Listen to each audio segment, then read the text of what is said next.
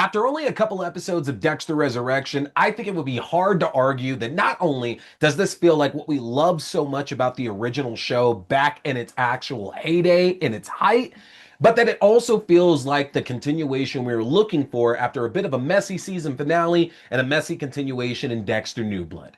Tonight we are talking episode 2, Camera Shy. Stay tuned.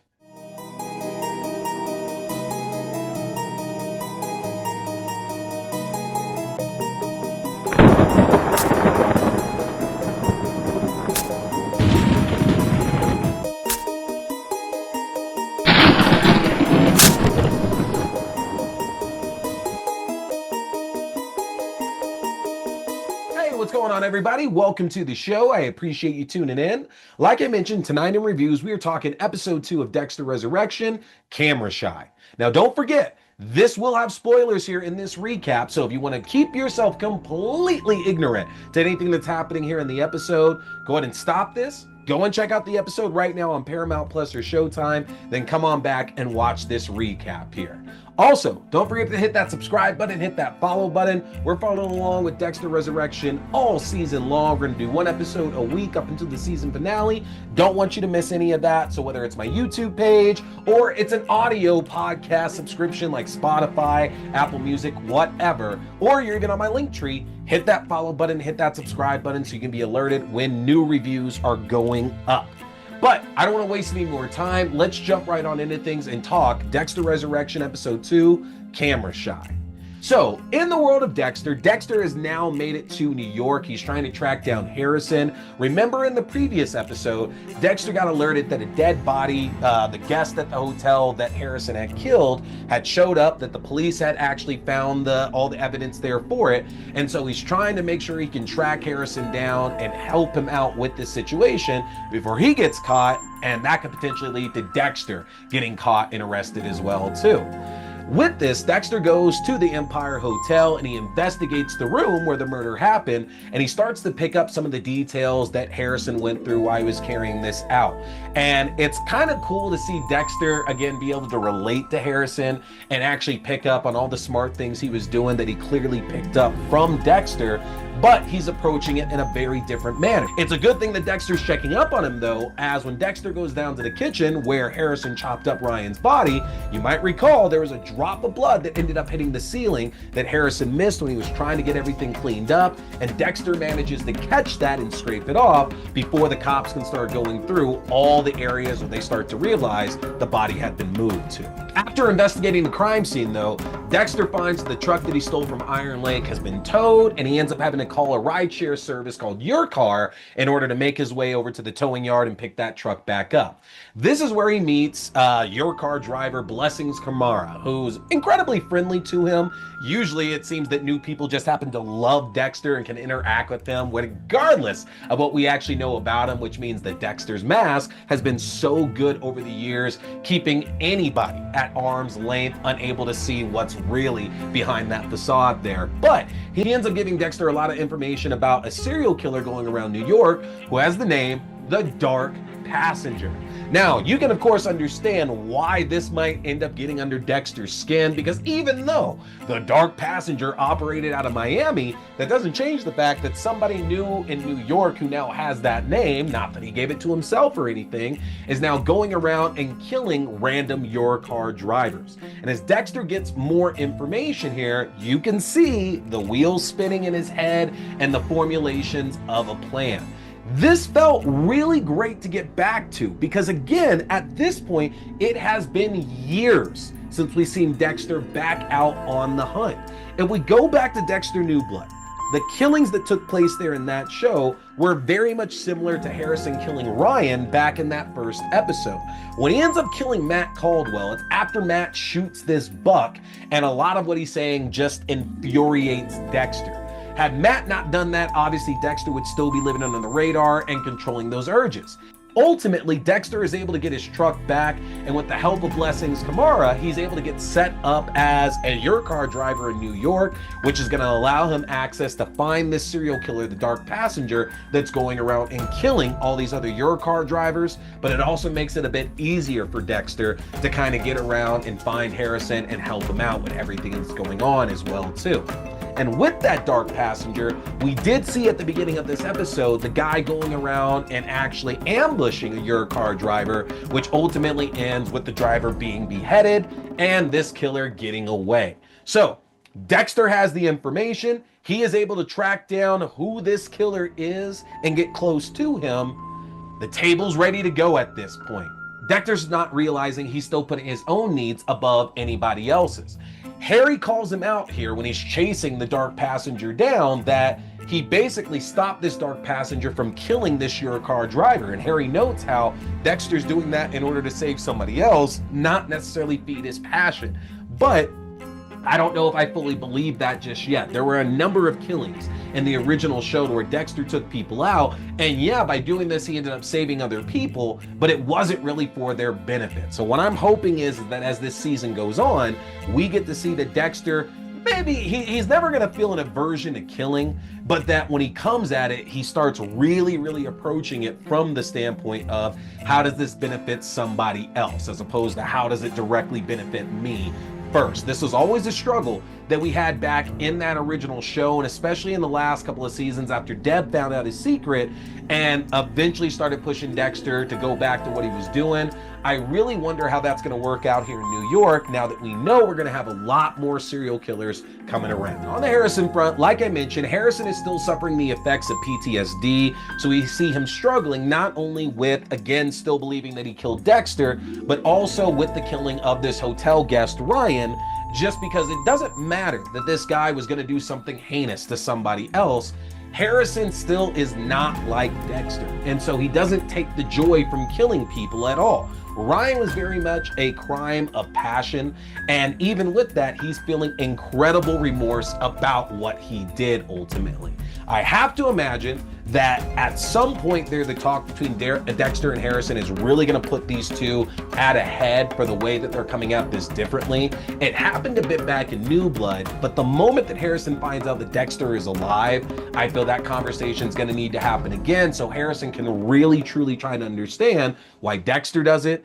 And then hopefully in hearing that and Dexter seeing how Harrison's struggling, this will cause Dexter to take a different approach to the murders as well too. Because we see Harrison kind of spiraling out a little bit as he's using drugs and drinking with his friends as a way to kind of forget everything that's gone on, everything that he's done here too. So Harrison's clearly not dealing with this the best, and this is compounded by Detectives Claudette and Mason showing up at the Empire Hotel, having tracked down that that's where Ryan's body ultimately came from, and showing that they do have a knack for finding these secret clues. Detective Claudette especially seems a little bit like Frank Lundy, where she's picking up all of these details and she's very honed in on everything that's going on. Now, of course, we can kind of see a lack of empathy. Maybe she's on the spectrum a little bit as well, but this makes her a great foe for Harrison and Dexter. And you have to wonder, anytime a cop has gone against Dexter, they've either ended up dead, they've ended up implicated, or their case ends up being thrown completely out. There's not a lot of wins when Dexter has been involved, but these cops don't have that kind of friendly tie to Dexter that's going to stop him from doing anything a little bit more heinous. So I do have to wonder, with a new set of cops, just like we do every time, whether or not this is going to end with one of them finding out who Harrison and Dexter truly are, and ultimately having to make a morality choice about whether they're trying to honor their job as a cop, or if they're trying to do the right thing by these victims who are getting hurt that's out there. They're already on the Harrison a little bit here, but they don't know 100% that he's the guy behind it. There's just a lot of circumstantial evidence that seems to really be pointing towards him. We also see that Batista is back in Iron Lake getting set to head back to Miami as Dexter again has taken off, and because Iron Lake's not really taking this as an emergency, Dexter technically hasn't broken the law that they're aware of. They're not really trying to follow up on Dexter skedaddling to New York, but obviously Batista still has that hair up his ass that he knows Dexter's involved in something that he can't say 100% without getting more evidence. So this leaves off with him telling the Iron Lake Sheriff that the moment there's any kind of ticket, any kind of legal notice, any kind of contact here in reference to the truck that Dexter stole, to make sure that he hits Batista up. And seeing how Dexter's truck was towed earlier on here, we have to imagine that's likely what's going to end up getting Batista to New York, is that when he gets this information, that tow truck, or the truck got towed, he's going right there to track Dexter down. So not much movement, but I love the fact that we're continually seeing Batista in the wings and that he's likely the cop that Dexter and Harrison need to worry about way more than Claudette and Mason. We're going to see how that plays out here as the season keeps going on. Finally, we checked back in with Uma Thurman's character, who again ends up tracking down yet another serial killer. This is not the one from the first episode, because it seems like she was tracking down the dark passenger in that first episode. This is a completely different one, the Canton Clubber.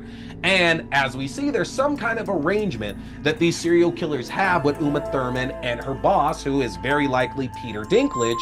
And whatever this Canton Clubber did ended up going against the arrangement that they had. So it looks like they cleared his accounts out, and it ultimately ended with Uma Thurman's character killing this other serial killer here. Very much hoping we get quickly to learning more about Uma Thurman's character and her boss and what they have in store for all these various serial killers in New York.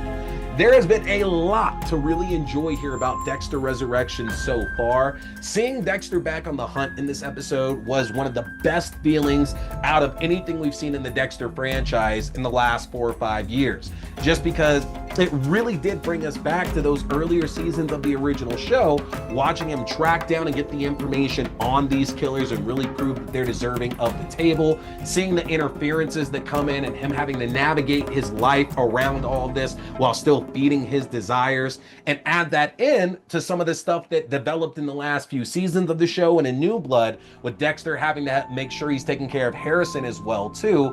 It just gives that great familiar feeling that the show needs for a lot of these longtime fans who are afraid to come back after they felt burned the last few years. So I love the fact that we're getting that feeling back into it.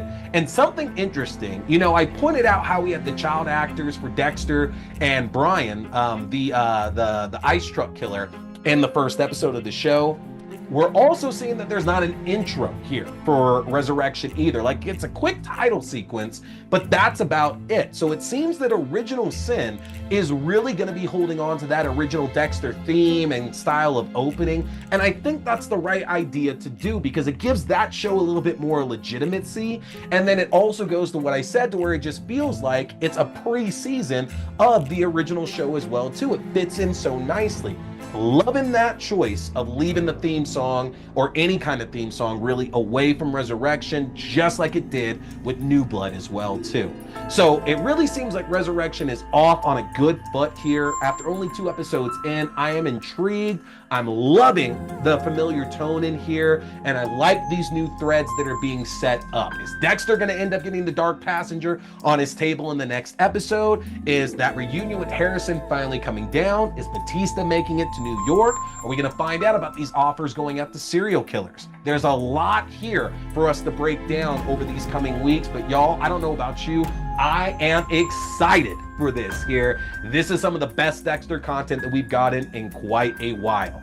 So make sure to let me know in the comment section what you are feeling about Dexter Resurrection here so far. Who do you want to see come back? I'm a big Quinn guy. I would love to see Quinn come back and play a role here on it. I don't know how realistic that honestly is outside of a quick appearance, but I would love to see Quinn show back up here in the show. But who do you want to see? And how do you want this reunion between Dexter and Harrison to go? Let me know in the comment section, and of course get subscribed to my channel, which the easiest way to do so is through the link tree at linktr.ee/T Scary Movie. If you get subscribed, that's going to give you access to the YouTube page, the video versions of the show, your favorite podcasting platforms, the audio-only versions of the show, my Letterboxd page for written reviews and movie rankings throughout the year, my TikTok page for short horror content including movie news, movie premieres, and movie reviews, my Twitch page for horror gaming, and my Fangoria shop page where you can enjoy a 20% discount off anything in the Fangoria shop. Take advantage of that, y'all. Hit that subscribe button, hit the follow button, whether you're on the link tree, the YouTube page, or listening in on Apple Music, Spotify, or one of the very other platforms that I'm on. Got a lot of fun stuff coming up for you this week. I'm going to be dropping reviews for The Ritual as well as for Marshmallow. And Next week, we got a whole mess more of fun reviews coming your way, y'all. We're going to be getting to Together very soon. We're going to get to the Toxic Avenger here really soon. And next week, I'm actually going to talk a little bit about the ending of the new I Know What You Did Last Summer and that mid-credit scene. We're going to talk a little bit about that next week. So hit subscribe, hit follow. Hope to see y'all coming back, tuning in yet again. My name is T. We've been talking scary movies. Stay scared.